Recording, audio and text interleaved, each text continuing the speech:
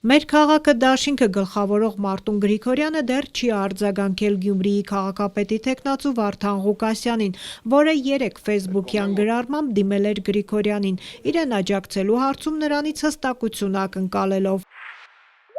Որպեսզի Գյումրին ունենա անդիմադիր քաղաքապետ, Մարտուն Գրիգորյանը պետք է հետևի Ռուբեն Մխիթարյանի ու Կարեն Սիմոնյանի օրինակին եւ հստակ հայտարարի, որ կքվեարկի ամենաշատ անդիմադիր քվեստացած թեկնածուին։ Ընտրություններում երկրորդ տեղը զբաղեցրած Ղուկասյանն այսօր Ազատությանը փոխանցեց, որ Մարտուն Գրիգորյանից դեռ տեղեկություն չունի, սպասում է։ Իսկ Գրիգորյանն առայժմ լուռ է, նրա շտաբը այսօր էլ երեկվա նման փակ էր։ Նախնական արդյունքներով վճռորոշ 6 մանդատ ունեցող Մեր քաղաքը դաշինքի առաջնորդը նաև հեռախոսազանգերին չի պատասխանում։ Հետընտրական ողջ օրվա լռությունը երեկ նախախտեց ֆեյսբուքյան միայն մեկ կարճ գրառմամբ, թե ՔՊ-ն Գյումրիում քաղաքապետ չի ունենալու։ Դա հաստատ է, բայց թե ինչ սցենարով է պատրաստվում իր այս հայտարարությունն իրականություն դարձնել, չբացատրեց։ Որոշ տեղեկությունների համաձայն Գրիգորյանն այսօր պատրաստվում է հայտարարություն անել։ Այդ մասին ակնարկ կա նաև նրա թիմակիցներից, պատիվ ունեմ խմբակցության падգամավոր Հայկ Մամիջանյանի գրառման մեջ։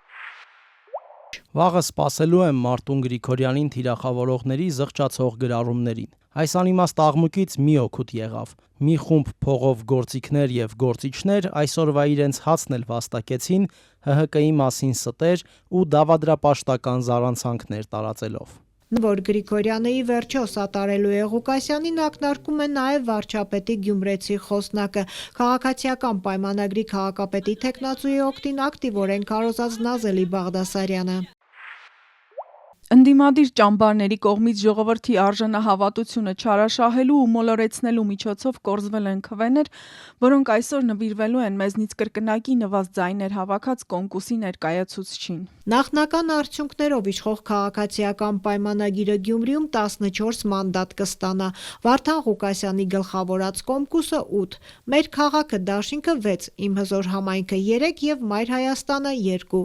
Վերջին երկուսը երեկ արդեն հայտնել են, որ կսատարեն Ղուկասյանին։ Ավագանու առաջին նիստում Ղուկասյանին քաղաքապետ ընտրվելու համար առնվազն 17 ձայն է պետք։ Սա նշանակում է, որ Մարտուն Գրիգորյանի ուժից Վարդան Ղուկասյանին առնվազն 4 կողմ ձայն է պետք լինելու։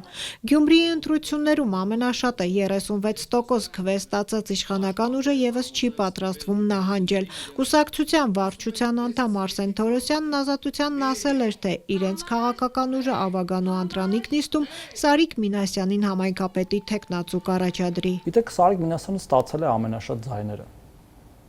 Եվ չառաջադրելը նույնիսկ կարող է սխալ լինել, եթե նույնիսկ գիտենք, որ չի ընտրվելու, հա, բայց դրա մասին դեռ վաղ է խոսելը։ Մենք համարում ենք, որ մեզ տված յուրաքանչյուր քվե կարևոր է եւ մենք պայքարելու ենք այդ յուրաքանչյուր քվեի համար եւ տեր ենք լինելու դրանց եւ եթե ստացվի այնպես, որ օրենքով սահմանված կարգով համայնքապետ պետք է ընտրվի, այդ ընտրությունների ժամանակ մենք չկարողանանք ընտրվել, ապա մենք դրանից